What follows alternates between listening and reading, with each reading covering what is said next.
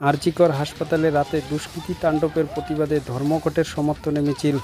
ধর্ষণ ও খুনের প্রমাণ লোপাটের উদ্দেশ্যে 14 আগস্ট রাত 12টার পর আরজিকর মেডিকেল কলেজে ব্যাপক ভাঙচুর।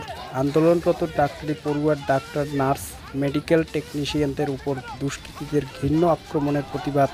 ডাক্তারি ছাত্রীর নৃশংস খুনের দ্রুত তদন্ত ও খুনিদের শাস্তির দাবিতে আজ 16 আগস্ট সারা বাংলা সাধারণ ধর্মঘটের সমর্থনে মিছিল করে কোচবিহার শহরে এসওসিআই। আজ এবিএনশিল কলেজ গেটে ধর্মঘটের সমর্থনে স্লোগান করছিল গ্রেপ্তার করে পুলিশ ধর্মঘটিতের। দলের কোচবিহার জেলা সম্পাদক মণ্ডলীর সদস্য নেপাল মিত্রকেও গ্রেপ্তার করে পুলিশ। তবে 12 ঘন্টা সারা বাংলা সাধারণ ধর্মঘটের বিক্ষিপ্ত প্রভাব লক্ষ্য করা গেছে শহর কোচবিহারে। গতকাল এসওসিআই দলের সদস্যরা মিছিল করে জনগণের কাছে আবেদন রেখেছিলেন আরজিকর মেডিকেল কলেজে মধ্যরাতে দুষ্কৃতী তাণ্ডবের প্রতিবাদে সামিল হতে, ডাক্তারি পড়ুয়ার ধর্ষণ ও হত্যার দ্রুত তদন্ত ও দোষীদের দৃষ্টান্তমূলক শাস্তির প্রতিবাদে স্কুল, কলেজ, অফিস, আদালত বয়কট করে গাড়ির চাকা, হাটবাজার বন্ধ রেখে ধর্মঘটে অংশ নিতে বলা হয় সাধারণ মানুষকে।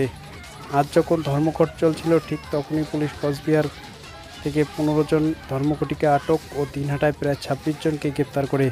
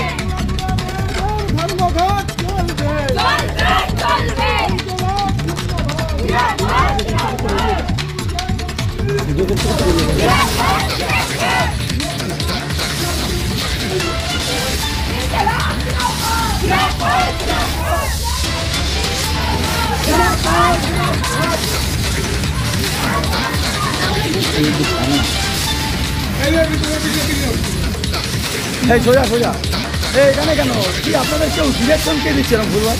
আমি তোর কাছে চললে কেউ বন্ধ করে দিকে আসো।